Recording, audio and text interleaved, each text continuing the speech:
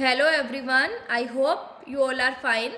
आज हम अपने 12th बिजनेस स्टडीज़ के अंदर जो 9th यूनिट का फर्स्ट चैप्टर चल रहा है उसके अंदर आज हम नेक्स्ट टॉपिक करेंगे। देखिए, ये बहुत इंपॉर्टेंट टॉपिक है, इसको बहुत अच्छे से करना है। ऑब्जेक्टिव्स ऑफ फाइनेंशियल मैनेजमेंट, कि फाइनेंशियल मैनेजमेंट के क्या ऑब्जेक्टिव होते हैं। सो देखिए, सबसे मेन जो ऑब्जेक्टिव होता है ना फाइनेंशियल मैनेजमेंट का, वो होता है वेल्थ मैक्सिमाइजेशन, वेल्थ को मैक्सिमाइज करना। अब वेल्थ मैक्सिमाइजेशन क्या होता है, ठीक है, तो देखिए, to increase the capital invested in the business by the shareholders और maximising the market price of shares.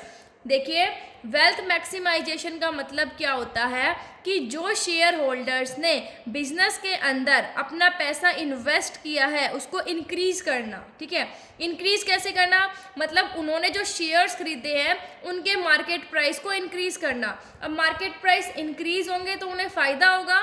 ठीक है, मान लीजिए अगर मैं शेयर होल्डर हूँ, मैंने एक शेयर 10 रुपये का खरीदा है, तो वो शेयर के प्राइस जब हाई हो, वो 12 रुपये का बिके, 13 रुपये का, तो ही मुझे फ़ायदा ना। तो वही क्या है कि शेयर्स के मार्केट प्राइस को इंक्रीज़ करना, मतलब जो शेयर होल्डर्स ने पैसा लगाया है, कैपिटल इन्वेस्ट किया, उसको इंक्रीज़ करना ही क्या होता है, वेल्थ मैक्सिमाइजेशन होती है।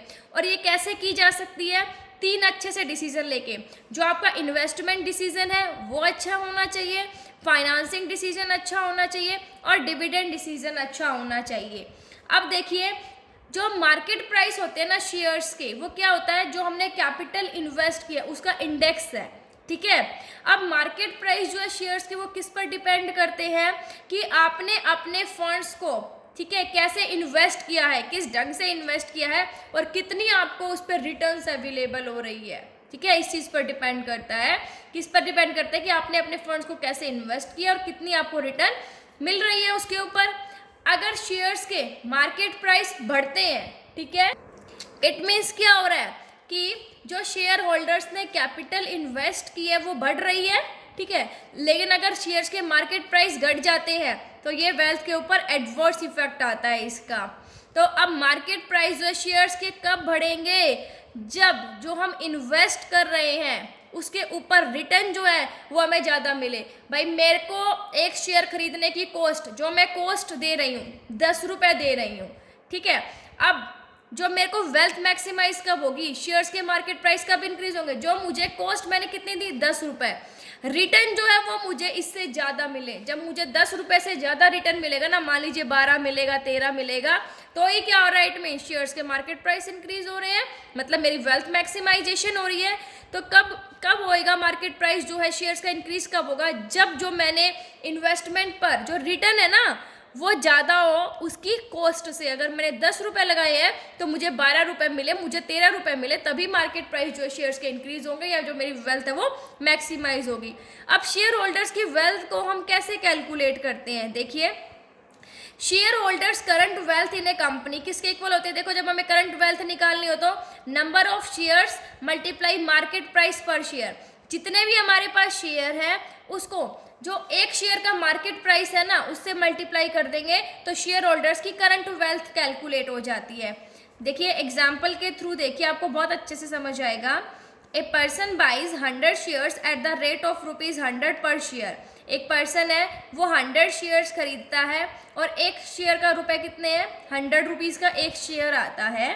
तो उसकी करंट वेल्थ कितनी हो गई कंपनी में, नंबर ऑफ शेयर्स कितने हैं 100, मार्केट प्राइस पर शेयर कितना है 100, तो 100 इंटू 100 कितना हो जाएगा 10,000। देखिए, 100 number of shares, market price 100 है तो 10,000 है, इट मीन्स उसकी करंट वेल्थ कितनी है 10,000 है। अगर शेयर्स के मार्केट प्राइस 120 हो जाते हैं तो उसकी करंट वेल्थ कितनी होगी, number of shares multiply market price पर शेयर। नंबर ऑफ शेयर्स कितने 100, नंबर ऑफ शेयर्स देखिए उतने ही है, नंबर ऑफ शेयर्स इंक्रीज नहीं हुए हैं, यहाँ पर जो मार्केट प्राइस है शेयर का वो इंक्रीज हुआ है, 100 से कितना हो गया 120, मतलब अब उसकी करंट वेल्थ कितनी है 12,000, तो उसकी करंट वेल्थ कितने से इंक्रीज हो गई 2,000। तो ये 2,000 जो इंक्रीज हो रहा है यही तो है, इसी को तो मैक्सिमाइज करना, ठीक है, ऑब्जेक्टिव होता है फाइनेंशियल मैनेजमेंट का। तो ये अब क्लियर हो गया कि वेल्थ मैक्सिमाइजेशन तब ही पॉसिबल है जब शेयर्स के मार्केट प्राइस बढ़ेंगे, इंक्रीज होंगे। ठीक है, जब शेयर्स के मार्केट प्राइस इंक्रीज होते हैं तो वेल्थ मैक्सिमाइज होती है। अब बात आती है कि फाइनेंस मैनेजर को कंपनी के मार्केट प्राइस को बढ़ाने के लिए कौन कौन से स्टेप लेने चाहिए। तो मैंने आपको पहले भी बताया था कि इन्वेस्टमेंट डिसीजन, फाइनेंसिंग डिसीजन और डिविडेंड डिसीजन ये अच्छा होना चाहिए। अब देखिए ऑप्टिमम इन्वेस्टमेंट डिसीजन क्या होता है। देखिए, it means he should take such decision regarding investment as a relatively more profitable. इसका मतलब है कि फाइनेंस मैनेजर को इन्वेस्टमेंट के रिगार्डिंग ऐसा डिसीजन लेना चाहिए जो कि ज़्यादा प्रॉफिटेबल हो, मतलब उसे अपना इन्वेस्टमेंट ऐसी जगह पर करना चाहिए जो कि उसे ज़्यादा से ज़्यादा प्रॉफिट दे। नेक्स्ट है optimum financing decision. Financing decision भी अच्छा होना चाहिए। It means that he should make such A It means that he should make such a mix of debt capital and share capital as has the minimum cost of capital. Optimum financing decision क्या कहता है कि उसे debt capital और share capital का use ऐसे करना चाहिए कि जो कैपिटल की जो कॉस्ट है वो कम से कम आए।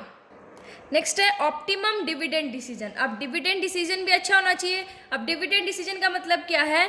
It means that total profits of the company should be distributed among the shareholders in such a manner that they feel satisfied and at the same time company also has sufficient reserve to meet its future requirement। कि जो company के total profit है वो share holders में ऐसे distribute होने चाहिए कि वो संतुष्ट हों, उस चीज़ से सेटिस्फाई फील करें और उसी टाइम पर कंपनी के पास रिजर्व भी बचे कि ताकि फ्यूचर में अगर कोई रिक्वायरमेंट हो, ज़रूरत पड़े तो वो वहाँ से यूज़ कर सके। ठीक है। सो जो हमारा इन्वेस्टमेंट डिसीजन है, फाइनेंसिंग डिसीजन है और जो डिविडेंड डिसीजन है, ये तीनों जो है ऑप्टिमम होने चाहिए। सो आई होप आपको ये टॉपिक जो है समझ आ गया होगा।